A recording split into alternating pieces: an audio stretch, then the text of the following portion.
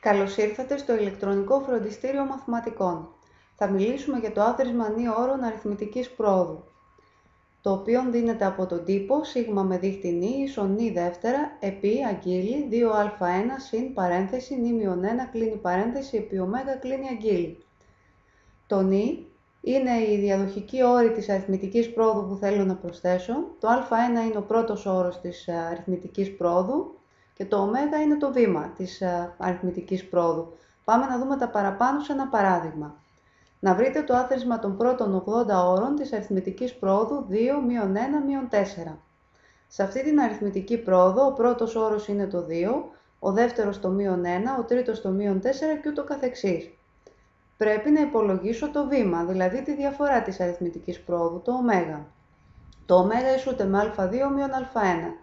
Ισοδύναμα ω ίσον μείον 1 μείον σε παρένθεση το συν 2. Κάνω τις πράξεις και υπολογίζω ότι το ω είναι ίσο με μείον 3. Στη συνέχεια πηγαίνω στον τύπο εδώ και τοποθετώ το νη, το α1 και το ω. Θέλω τους 80 πρώτους όρους, άρα το νη ισούται με 80. Επομένως, το σίγμα νη θα γίνει 80. Πάμε να το δούμε παρακάτω. Θα γίνει 80 δεύτερα επί αγγείλη 2 επί 2. Το 2 είναι ο πρώτος όρος, το α1 συν 80 μείον 1 επί το ω που ισούται με μείον 3. Κλείνει αγγείλη.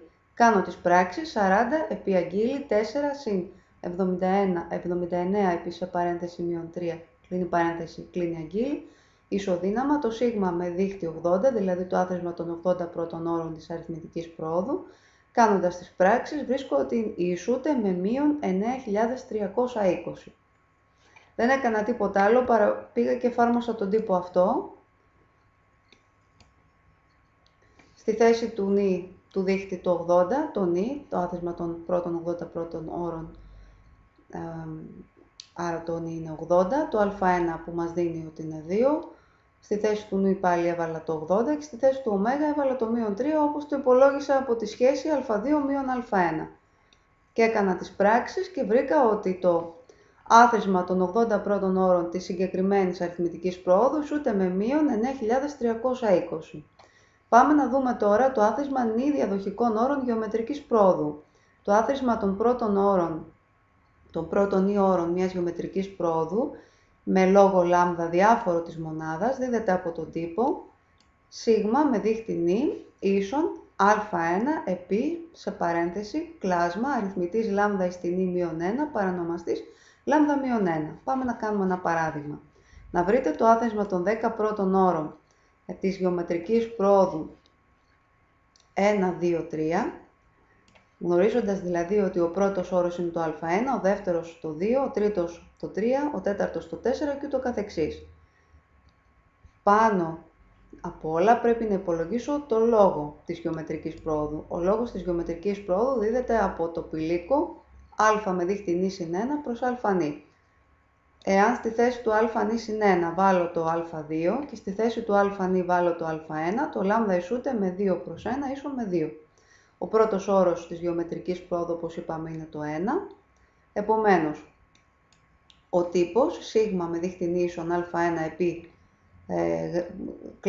γραμμή κλάσματος αριθμητής λάμδα εις την νη μείον 1 δια λάμδα μείον 1 γράφεται σίγμα με δείκτη 10 ίσον α1, δηλαδή 1 επί γραμμή κλάσματος αριθμητής 2 εις τη δεκάτη, γιατί το νη ισούται με 10, μείον 1 δια 2 μείον 1. Ισοδύναμα σίγμα με δείκτη 10 ίσον, υπολογίζω το 2 εις τη δεκάτη, το οποίο ισούται με 1024, άρα 1024 μείον 1 στον αριθμητή προς 1, 1 στον παρανομαστή.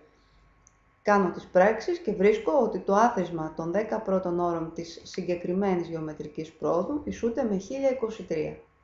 Εάν έχεις οποιαδήποτε απορία, πολύ ευχαρίστως να με ρωτήσεις. Καλή μελέτη!